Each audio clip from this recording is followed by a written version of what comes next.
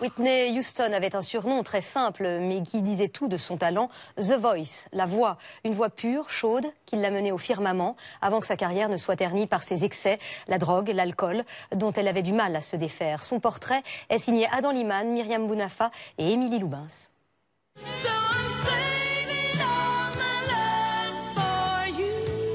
Premier enregistrement et premier succès. 1985, l'Amérique découvre un talent et une beauté extraordinaires. Whitney Houston, élevée dans le gospel, devient une star de la pop. Surnommée La Voix, elle s'impose comme la chanteuse de sa génération, notamment grâce à ce titre inoubliable.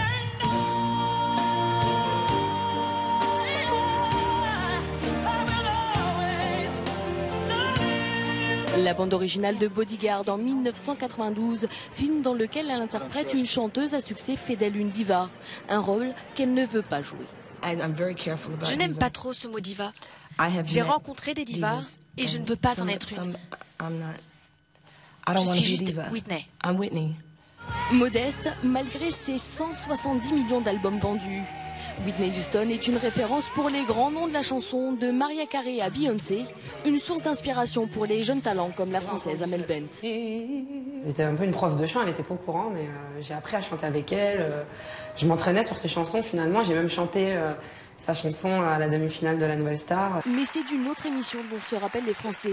1986, Whitney Houston est reçue sur le plateau de Champs-Élysées aux côtés de l'imprévisible Serge Gainsbourg.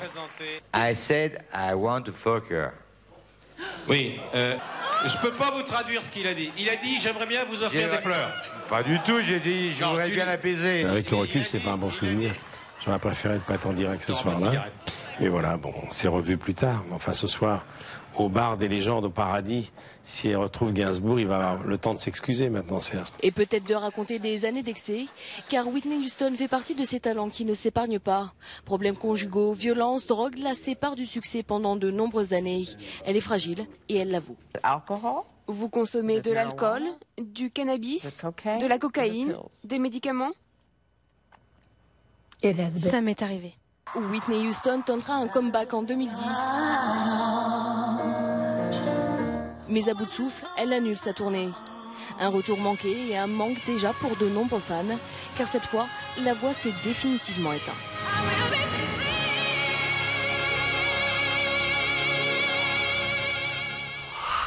Je n'ai pas de mots, juste des pleurs. La phrase du jour est signée Rihanna, l'une des stars du R&B.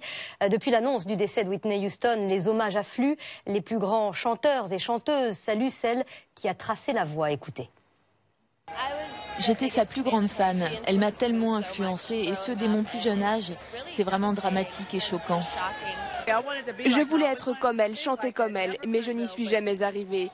Vous savez, c'était quelqu'un de formidable. Elle a toujours beaucoup donné d'elle-même. Mais sa musique lui survivra. Elle sera toujours une superstar, toujours. C'était une voix si incroyable et puis un si joli visage. Je me rappelle la première fois que je l'ai vue, elle était juste magnifique.